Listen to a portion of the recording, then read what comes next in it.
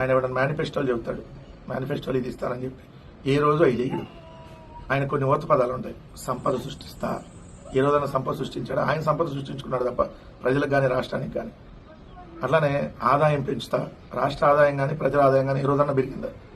ఆయన ఆదాయం పెరిగింది, వాళ్ళ హెరిటేజ్ ఆదాయం పెరిగింది, తెలుగుదేశం పార్టీలకి సంబంధించినటువంటి నాయకుల ఆదాయం పెరిగింది తప్ప రాష్ట్ర ప్రజలకు కానీ రాష్ట్రానికి కానీ ఏ రోజు ఆదాయం పెరగల.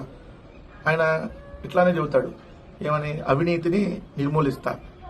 అసలు అవినీతి ఇంకా పీటరేగిపోయింది దాని వాళ్ళ స్టేట్మెంట్. అది అవినీతి ఉండొద్దు, జీరో కరప్షన్ లక్ష్యంగా చెప్పి ఎవరు అవినీతికి పాల్పడినా సహించం.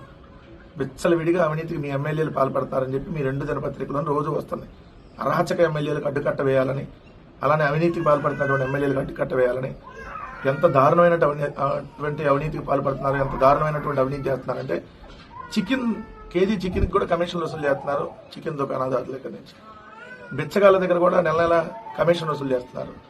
ప్రతి ఒక్క షాపుల దగ్గర, గ్రామాల్లో మట్టి మాఫియా, బుసక మాఫియా, ఇసుక మాఫియా, పేకాట క్లబ్బులు, ఏదైతే మద్యం దుకాణాలు, బెల్ట్ షాపులు, విచ్చలవిడిగా అడ్డగోలుగా దోపిడీ, ప్రతి దాంట్లో కమిషన్లు. ఆఖరికి పథకాలు రావాలన్నా వాళ్ళ దగ్గర కమిషన్. కొంతమంది దగ్గర పెన్షన్ల దగ్గర కూడా నెల నెల ఎంత అని చెప్పి తీసుకుంటున్నటువంటి పరిస్థితి. ఎంత దారుణమైనటువంటి పరిస్థితి ఉంటే అవినీతికి పాల్పడితే సహించమని చెప్పి చంద్రబాబు నాయుడు గారు సింపుల్ గా స్టేట్మెంట్ ఇచ్చేసి జనాలను మభ్యపెట్టేటువంటి కార్యక్రమం. అంటే అవినీతికి పాల్పడమని ఎంకరేజ్ చేస్తున్నటువంటి కార్యక్రమం. ఎందుకంటే ఎవరు అవినీతికి పాల్పడినా సహించమన్నాడు కదా. మరి ఈ సంవత్సర కాలంలో మీ తెలుగుదేశం ఎమ్మెల్యేలు ఇంత దారుణమైనట్టు అవినీతికి పాల్పడితే మరి ఊరుకున్నావు కాబట్టి అది ఇంకా నువ్వు ఎంకరేజ్ చేస్తున్నట్లు లెక్క కదా. 10 కార్యక్రమాల మీద ప్రజలు సంతృప్తిగా ఉన్నారంట. అన్నా క్యాంటీన్లు, ఆసుపత్రిలో క్వాలిటీ అంట, రేషన్ సరుకులు, ఎరువుల లభ్యత అంట, పింఛన్ల పంపిణీలో అవినీతి లేదని 85% మంది చెప్పారంట. మరి మిగిలిన 15% మంది అవినీతి ఉందనేనా?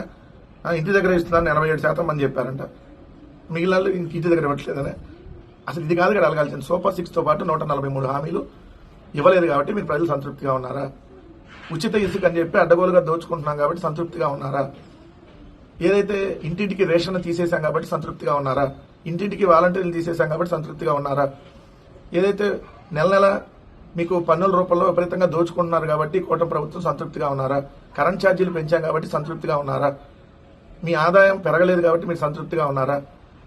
ఎమ్మెల్యేలు అవినీతికి పాల్పడుతుంటే మీరు చాలా సంతోషంగా ఉన్నారా? ఇలాంటి క్వశ్చన్లు అడిగితే బాగా చెప్పేవాళ్ళు. అయినా మీ ఐవీఆర్ఎస్ సర్వేలో ఎమ్మెల్యేల పనితీరు బాగుందంటే బాగాలేదని ఎక్కువ మంది చెప్పారు. అన్ని బయట కూడా వస్తా ఉన్నాయి కదా. ఈ కూటమి ప్రభుత్వం పరిపాలన చాలా చండాలంగా ఉంది, చాలా దారుణంగా ఉందని చెప్పి ఈరోజు మీ నాయకులే వచ్చి చెబుతా ఉన్నారు. మీ ఎమ్మెల్యేలు బండారు సత్యనారాయణమూర్తి నుంచి వీళ్ళందరూ వచ్చి బయటికి ఒక్కటంటే ఒక అభివృద్ధి కార్యక్రమం చేయలేదని చెప్పి రోడ్డు నియోజకవర్గంలో తిరగాలంటే మమ్మల్ని కొడతారేమని భయం వేస్తుందని చెబుతున్నారు వాళ్ళు. అంత దారుణమైన పరిస్థితులు ఉంటే ఏడాది పాలనపై చంద్రబాబు నాయుడు గారు మాత్రం సంతృప్తి వ్యక్తం చేశారంట. దానికి సుపరిపాలన అని చెప్పారు.